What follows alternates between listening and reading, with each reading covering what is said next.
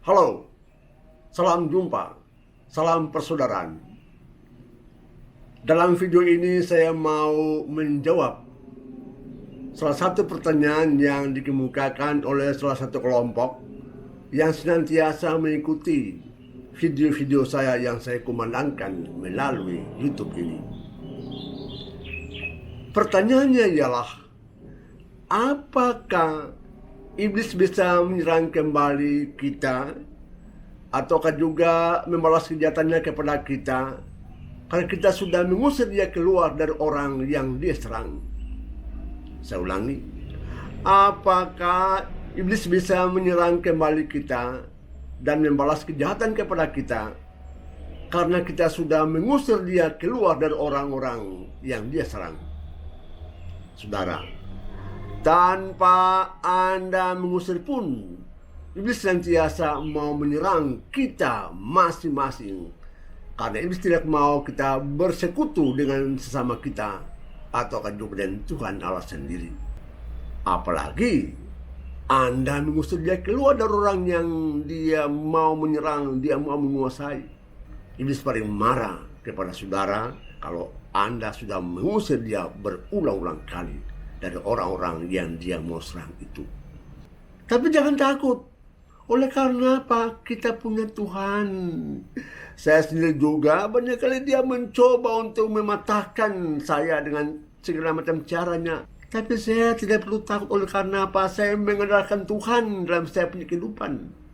Tetapi sangat berbahaya bagi orang-orang yang hidup dalam dosa. Saudara sekalian, kalau Anda selama ini tetap ikat dirimu pada kejahatan, pada kedosaan, jangan berani mengusir setan yang sementara menghancurkan orang lain itu. Karena apa? Satu contoh, pada saat Anda mulai datang mau mengusir dia keluar dari orang yang dia serang itu, yang dia membuat pada Anda ialah dia permalukan Anda di hadapan teman-temanmu yang hadir pada saat itu. Anda punya kejahatan, Anda punya kedosaan akan diangkat, dibongkar kembali oleh iblis itu. Biar Anda malu di hadapan orang-orang yang ada pada saat itu. Semua kejahatanmu, kedosaanmu yang Anda perbuat di masa lalu akan diungkit semua. Akan dibongkar seluruhnya. Biar Anda rasa malu karena Anda sudah berbuat kejahatan melawan kasih Allah. Makanya untuk kita sekalian, kita senantiasa andalkan Tuhan. Tetapi yang berbuat dosa itu, Anda kalau mau mengusir setan, yang pertama ialah Anda mesti membangun doa kepada Tuhan Allah. Itu pertama. Anda mesti membangun sikap doa kepada Tuhan Allah.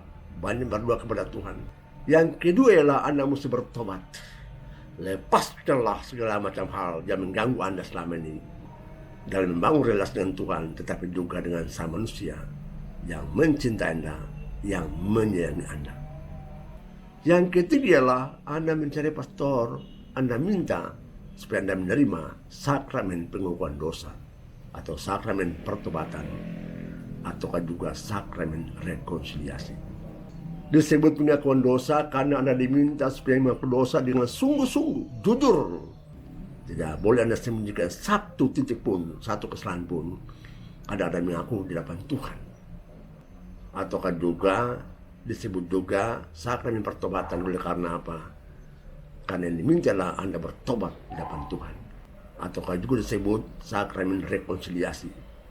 Karena apa? Karena Anda mau berdamai dengan Tuhan yang selama ini terputus hanya karena dosa-dosa yang kita perbuat. Jangan takut. Mungkin sekali Anda bertanya, apakah benar bahwa kalau saya masuk pengakuan dosa, saya menerima pengampunan dari Tuhan, ataukah tidak? Mungkin Anda ragu-ragu tentang sakramen pertobatan. Jangan ragu-ragu, bacalah kitab suci. Anda boleh membolak-balikan kitab suci. Pertama itu Anda membaca dari Injil tulisan Matius bab 16 ayat 18 sampai 19. Di situ dalam teks itu dikatakan begini. Yesus bersabda kepada Petrus, "Engkaulah Petrus, dan di atas walas ini aku dirikan jemaatku. Sekarang aku serahkan kepada engkau kunci kerajaan surga. Apa yang kau ikat di dunia akan juga terikat di sorga. Dan apa yang kau lepaskan di dunia akan juga terlepas di sorga. Lihat, kuasa diberikan Tuhan kepada Petrus dan semua para rasul. Tetapi juga semua pengganti-pengganti rasul-rasul. Kuasa dari Allah, dari Yesus kepada Petrus dan kepada semua teman-teman rasul-rasulnya dan semua penggantinya. Ingat baik-baik, kuasa itu datang dari Yesus sendiri untuk Petrus, rasul-rasul, dan semua pengganti-penggantinya. Anda juga bisa baca pada Injil tulisan Yohanes bab 20 ayat 19 sampai 23. Ini tentang kebangkitan Tuhan Yesus. Ya.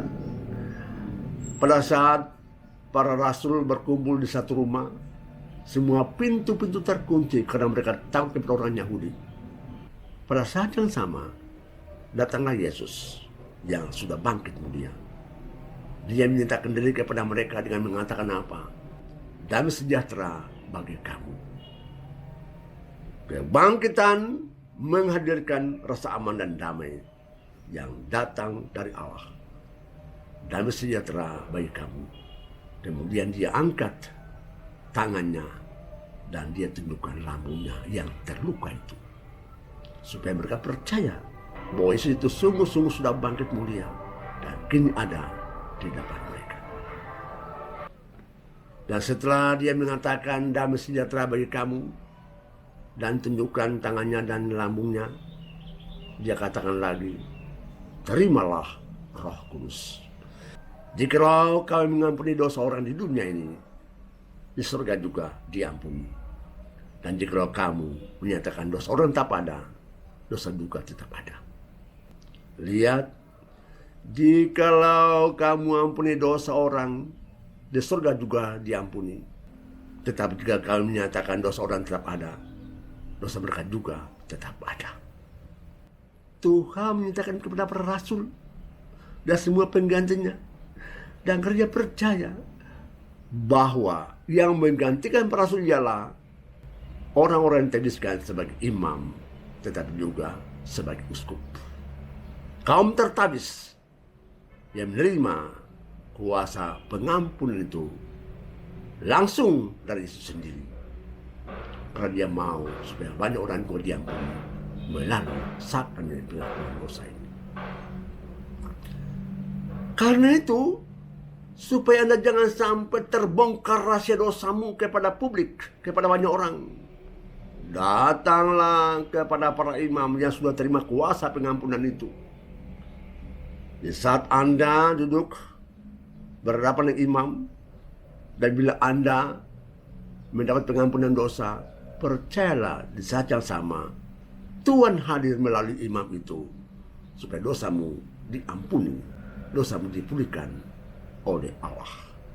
Dan iblis tak mampu lagi melihat dosa masa lampau Anda, karena keterbatasan dia. Iblis tidak mampu melampaui kuasa Tuhan Allah. Ingat baik-baik, bila dosa sudah diampuni, iblis tak mampu lagi untuk membaca dosa-dosa kita di masa lampau kita. Maka jangan sekali bosan-bosan carilah para imam untuk menerima sakramen pengampunan dosa. Anda disucikan melalui pengampunan dosa itu, melalui sakramen itu. Dan dengan demikian Anda mendapat tugas untuk mengusir setan keluar dari orang-orang yang terserang selama ini. Tetapi juga kepada semua pihak saya minta, marilah kita bersekutu sesama lain dalam perbuatan baik. Dan semua bersekutu dengan Tuhan Allah sendiri untuk menopang, melindungi kehidupan kita. Karena dimanapun kita berada, iblis senantiasa datang menyerang kita tanpa putus-putusnya. Allah tetap menyertai kita, jangan takut. Sampai jumpa.